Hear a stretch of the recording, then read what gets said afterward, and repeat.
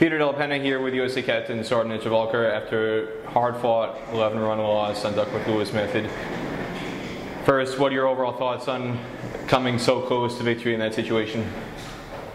Yeah, I think full credit to the way we started. Xavier batted out of his skin. It looked really good to see him hitting some big ones after a long time. So that's a positive sign for us. Jones also, he looked good after a big slump. He's looking good now. His intent was good. I think overall in our batting chase, it looked as a cohesive chase. So, but of course we were 2 hits short in the end. So it's what happens when you take the game deep. Miracles can happen. We fell 2 hit shots. We are disappointed, of course, of the loss, but there are a lot of positives to take from the key moments in the game, throughout the game, our bowling and batting. In terms of the batting approach, the aggression seems like it was much more enhanced just in terms of the players on strike. I want to touch on this point in a bit more in depth, but just for the strikers, especially in the power play, it's been an area where USA has struggled, but on this occasion, Xavier Marshall, like you said, it seemed like, again, a switch was flipped. He seemed a lot more positive. The 4 sixes that he hit, all of them straight down the ground, he just looked a bit more confident tonight. What is the key to getting him and some of the other batsmen to do that in terms of being more positive, more confident on a more consistent basis? And it's a mindset thing. Like over these 6 games, each batsman, if you look, they've got good starts, like the 20s, and it's not like they're not in form. So it's just a mindset thing, and I'm glad it's coming together at the right time. We are just about to go to Dubai, so I mean, of course, we would have loved to win more games, but at least I'm glad it's coming together at the right time, and I hope we keep moving forward in the next game. In terms of one of the other key positives, I thought tonight, the death bowling. You yourself in particular, your Yorkers were fantastic tonight. You took 2 wickets with your Yorkers, 3 wickets overall. Rusty Tehran as well with the wide Yorkers and just getting the ball full at the death. It's an area where these conditions have been difficult to grip the ball, especially with the dew, but tonight it seemed guys were much more in tune at the death. Is it just a matter of adjusting as the conditions continue through the course of the tournament and just having more familiarity, or is there something else why it clicked tonight at the death? I think we as bowlers, we keep talking to each other. We had good plans before the game, but of course the conditions also helped. The ball was drier. Like in the last couple of games that I bowled, we bowled in the 2nd inning, so it was getting a little bit slippery, and the Yorkers they ended up being low full tosses. But we actually practiced with the bed ball as well in our nets. In the last 2 sessions, we used to like slightly bed the ball and then try to execute those Yorkers. So we did try certain things in practice, and they worked for us. But of course, there we are having all the day games in Dubai. So hopefully that will be better for us.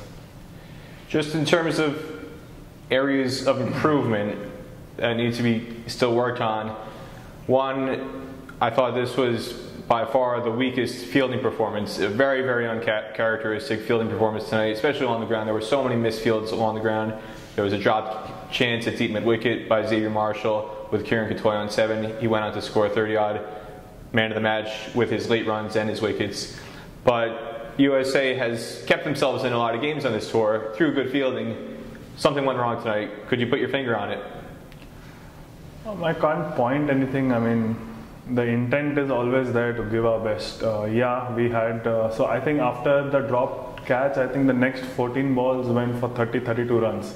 So I think that was a phase which cost us a lot. And the first phase, the first spell that we bowled, that went for a lot of runs.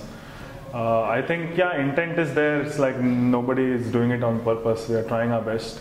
But yeah, we need to keep reminding ourselves as a fielding unit, like there need to be certain individuals who stand up and, you know, raise the energy. So that's what we need to work on now, and keep the energy high throughout the 50 overs and not in patches. Yes, that's a correct observation, that we need to work on that. And then on the flip side of the batting crease, talking about the point you just made about keeping energy high consistently, there seems to be a case where not just myself, but other people who are watching the stream are observing, at the non-strikers end, there seems to be a consistent lack of awareness, lack of just positive engagement, with the exception of, I would say, Aaron Jones and Kareem McGore at the non-strikers end. The majority of batsmen lose out on so many runs for their partners just by not taking starts, not seeming to be engaged for opportunities when their partners are trying to strike the ball and get off strike. And Xavier Marshall, as good as his innings was, he's somebody who struggled with that on this tour. In that partnership with Aaron Jones, there were so many opportunities where Aaron Jones is somebody, again, who's the quickest runner between the wickets on the team. He loves to take those quick singles, and yet not just Xavier Marshall, but most of his partners on tour, part of the reason why I feel like he hasn't contributed a lot of runs, Aaron Jones, is because he's not getting support from the other end, and that seems to be going through the rest of the team to a certain extent. Is that something that's been talked about, whether from the team analyst to the coach or yourself, in terms of having a bit more engagement at the non-strikers end? Because it looked like not only are you losing singles, but you're losing ones into twos, twos into threes. The ball before Kareem McGore got out, the ball went to third man. It should have been a straightforward three to most people who were in the commentary box. Settled for a very long two because Rossi Tron was very slow getting off from the non-strikers end. Instead of Kareem McGore being off strike, he's on strike, gets out next ball. All these little things add up, and in a margin of defeat that's just 11 runs, these are the little things that seem like could make a difference between a win and a loss. Again, has that been discussed by team management, and what is the way to go about correcting that?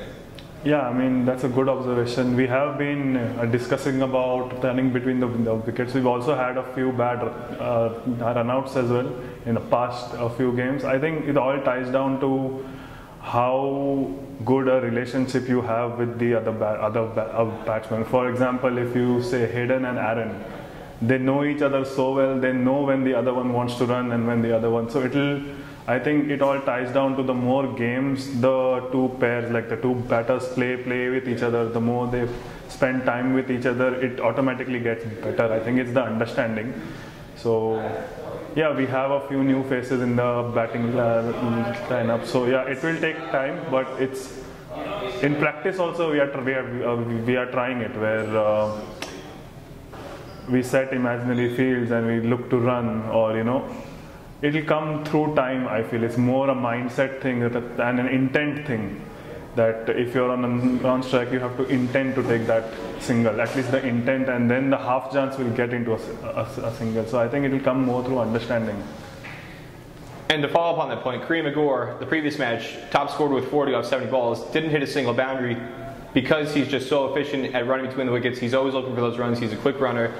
And in the past, in Florida, in the ODI Tri-Series, he had a very good partnership with Aaron Jones. The two of them seem like they have a very good understanding of each other because they are the two guys on the team who are always looking to pinch tight runs. He came in at 7 again tonight. I thought there was an opportunity possibly to promote him up the order when Aaron Jones got out to try and keep that rhythm going to pinch tight runs because he is so efficient at running between the wickets. Has that been discussed at all to try and give him more of an opportunity up the order to get into that situation where he can capitalize, not necessarily for himself, but for his partner, to keep getting those tight singles, turn ones into twos, and to keep the runs flowing so that it doesn't come to a situation where you're behind the run rate at the end of the game? Yeah, for KG, I think in the last two tournaments, he's shown tremendous promise with his batting, especially he has that approach, like he's a very busy player. He's always looking to get off strike, and that's a great quality that he has. I think he got promoted from 8 to number 6. I think he batted at 6 in a game in Florida. But here, I mean, we had a top 5. I mean, we had Ian Holland at 5, Akshay at 6, who are pure batsmen, like who we back to bat well. So I think we wanted to back our batsmen. That was fine. But I think, yeah, I mean, he's promising. He's training hard. He's batting a lot in the nets as well. So he's a promising player. I mean, yeah, if he continues to score runs, I mean, you never know. He might work his way up the order. You got one match left. What is the overarching objective in that match? Do you intend to play the best possible 11? Because all throughout this tour it's been a rotation policy, just trying to give as many guys as many opportunities and to test different combinations.